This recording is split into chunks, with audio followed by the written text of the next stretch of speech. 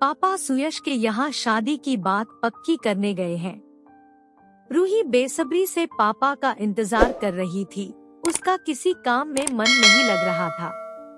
फिर कुछ ख्याल आया और वह मुस्कुरा उठी। उसने मम्मी का वार्डरोब खोला और उनकी रेड शिफॉन साड़ी पहनकर सिर पर पल्लू डाल लिया। तभी मम्मी आ गई और सकीना बुरी तरह झेंप गई। रूही को लगा मम्मी अभी साड़ी उतार फेंकने को कहेंगी, लेकिन ऐसा कुछ भी नहीं हुआ। माँ रूही का चेहरा हाथों में लेकर निहारने लगी। उनकी आंखों में आंसू आ गए तो रूही भी भावुक हो गई। कुछ समय बाद पापा उदास से वापस आकर बैठ गए। उनसे कुछ भी बोला नहीं जा रहा था। आखिर हजार सवालों के जवाब में उनके मुंह से इतना ही निकला, बेटा, सुयश की तबीयत काफी दिनों से खराब चल रही थी ना? हाँ पापा।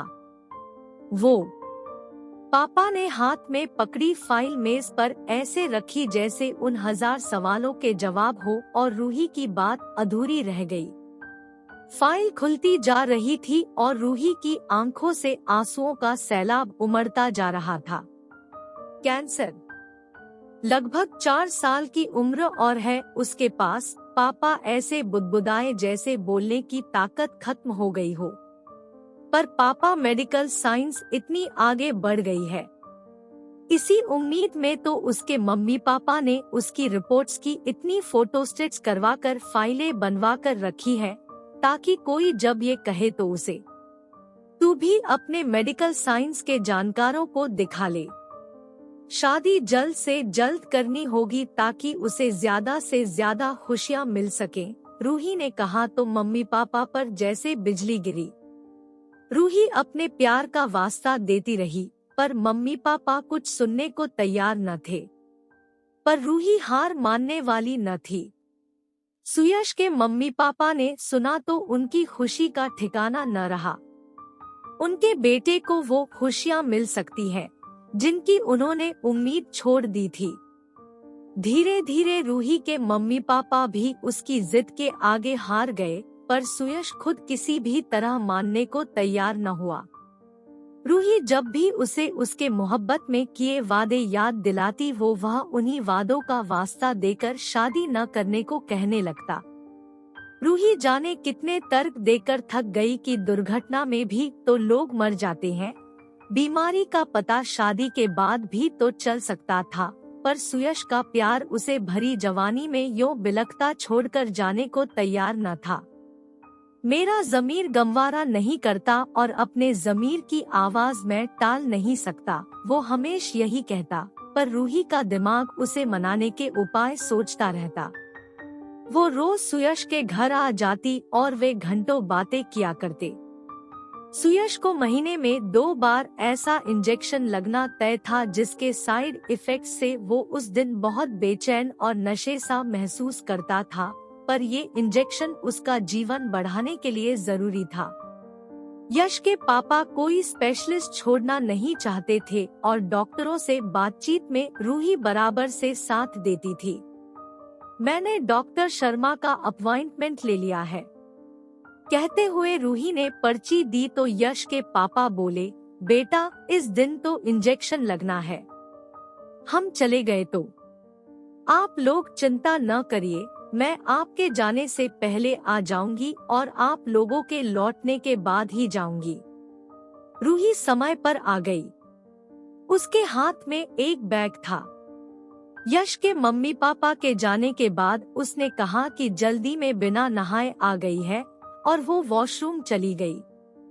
इंजेक्शन लगवाकर यश ने देखा तो रूही को बिना पलके झपकाए देखता ही रह गया।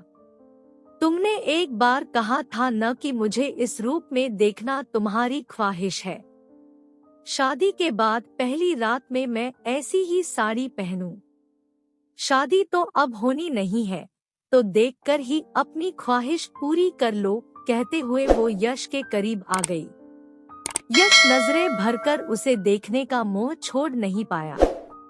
रेड शिफॉन की पारदर्शी साड़ी से झांकती सुगठित कमनीय देह, स्लीवलेस ब्लाउज, खुले दुले बाल, कजरारी पनीली आंखें और लाल लिपस्टिक में लरजते उभरे होंठ।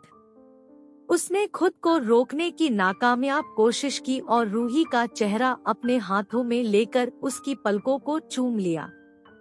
रूही ने सब कुछ भले ही जानबूझकर किया था, पर थी तो उसकी उमंगे कुनारी ही। वो सिहर उठी और झटके से अलग हो गई। इस झटके में आंचल सरक गया। इस खुमार और शर्म के मेल से बढ़ी धड़कन और सिहरन ने उसकी सुंदरता को 1000 गुना बढ़ा दिया। गाल लाज से लाल थे और आंखें मधोशी से। यश को लगा उसके सामने अप्सरा खड़ी है। इंजेक्शन का नशा भी उस पर हावी होता जा रहा था। उसे वो सब सपने याद आ रहे थे जो उसने शादी के बाद के पहले मिलन के लिए देखे थे। उसकी बाहों ने सुध-बुध खोकर रूही को कस लिया और होंठ प्यार की गवाही में उसकी देह पर बरसने लगे, बरसते ही गए।